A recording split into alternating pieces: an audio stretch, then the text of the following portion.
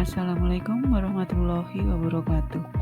Saya Solistiorini dari SMP Negeri 1 Leksono, Kabupaten Wonosobo, sebagai calon guru penggerak Angkatan 7 dengan fasilitator Bapak Usmar SPD dan pengajar praktik Bapak Suroso SPD. Di sini saya akan menyampaikan koneksi antar materi atau kesimpulan dan refleksi modul 1.1.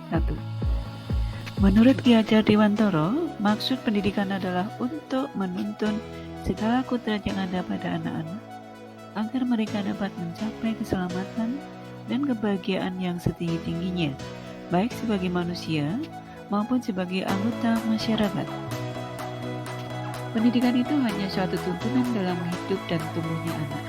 Hidup dan tumbuhnya anak terletak di luar kecakapan dan kehendak para pendidik atau guru. Mereka hidup dan tumbuh menurut kodratnya sebagai manusia yang merdeka. Pendidik hanya bisa menuntunnya agar dapat memperbaiki lakunya. Berdasarkan pemikiran Ki Hajar Dewantoro, anak bukan kertas kosong yang bisa digambar sesuai dengan keinginan orang dewasa. Anak lahir dengan kekuatan kodrat yang masih samar-samar. Tujuan pendidikan adalah menuntun atau membantu atau memfasilitasi anak untuk menebalkan garis samar-samar tersebut agar diperbaiki atau untuk memperbaiki lakunya. Dalam melakukan refleksi, saya menggunakan 3 pertanyaan pemantik. 1. Apa yang Anda percaya tentang murid dan pembelajaran di kelas sebelum Anda mempelajari modul 1.1? 2. Apa yang berubah dari pemikiran atau perilaku Anda setelah mempelajari modul 1.1? 3. Apa yang dapat segera Anda terapkan lebih baik agar kelas Anda mencerminkan pemikiran Ki Hajar Dewantoro?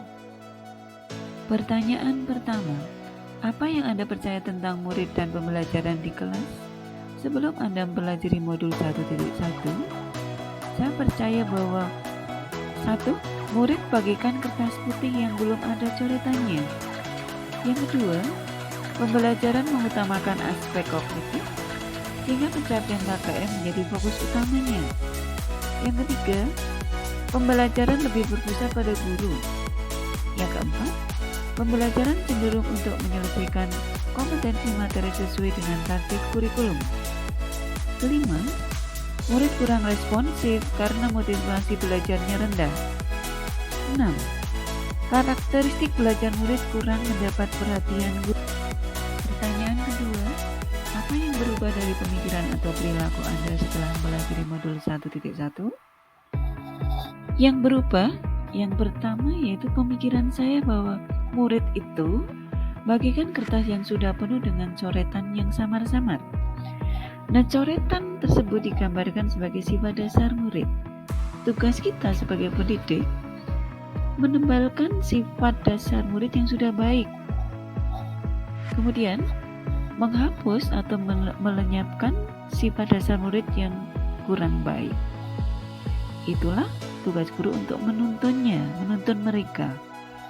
Berikutnya, pembelajaran harus berpusat pada murid, guru hanya sebagai fasilitator. Berikutnya, murid harus belajar dengan senang dan bahagia. Guru sebagai pamong harus menuntunnya dengan tulus, dengan rela, dengan ikhlas, agar murid menemukan kemerdekaannya di dalam belajar. Berikutnya, lebih memperhatikan karakteristik murid, menghargai setiap gaya atau cara belajar murid. Mungkin ada murid yang cara atau gaya belajarnya melalui auditory atau visual atau kinestetik. Kita harus mengakomodir semuanya. Berikutnya, menyajikan pembelajaran yang menarik. Bahwa kodrat anak itu sebenarnya adalah bermain, maka upayakan kita menyajikan pembelajaran yang berbasis dengan permainan atau game-based learning. Pertanyaan ketiga, apa yang dapat segera Anda terapkan lebih baik agar kelas Anda mencerminkan pemikiran Ki Hajar Dewantoro? Yang pertama, merancang pembelajaran yang inovatif dan menarik dengan game-based learning. Ingat bahwa kodrat anak itu bermain. Jika mereka diberikan pembelajaran dengan berbasis game, respon dan minat mereka terhadap pembelajaran menjadi lebih baik, moodnya lebih baik, sehingga mereka akan sangat aktif atau responsif dan mudah memahami materi yang diberikan oleh guru. Yang kedua, menerapkan sistem AMO. Guru itu harus menuntun, bukan menuntut. Menuntun murid dengan penuh kasih sayang, dengan setulus hati, sehingga mengarahkan murid atau membantu murid untuk menemukan kemerdekaannya di dalam belajar. Yang ketiga, menerapkan pembelajaran berdasarkan pada kearifan budaya lokal di daerah. Yang keempat, mengakomodir segala bentuk cara atau model belajar siswa, baik yang dengan cara model belajar audioterik, dengan cara visual, maupun dengan cara kinestetik. 5. Memberikan kesempatan dan wadah agar murid bisa mengaktualisasi diri, misalnya melalui kegiatan ekstrakurikuler atau kegiatan pengembangan diri. Keenam, mengutamakan aspek budi pekerti. Ketujuh, mengintegrasikan profil pelajar Pancasila ke dalam pembelajaran. 8. Pembelajaran yang sesuai dengan kodrat alam dan kodrat zaman.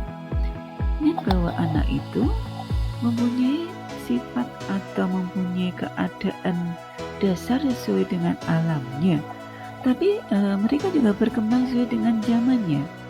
Maka fasilitasilah mereka agar berkembang sesuai dengan kodrat alam tanpa meninggalkan kodrat zaman.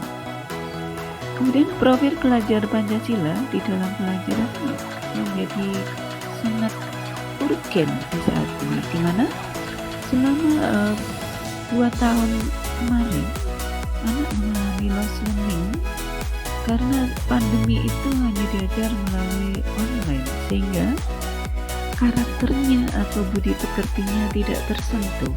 Maka kini saatnya agar kita mengintegrasikan profil pelajar Pancasila dalam pembelajaran yang meliputi 6 dimensi, yaitu beriman, bertakwa kepada Tuhan Yang Maha Esa dan berakhlak mulia, kemudian berkebinekaan global, gotong royong, mandiri, bernalar kritis, dan kreatif. Sekian dan terima kasih. Wassalamualaikum warahmatullahi wabarakatuh.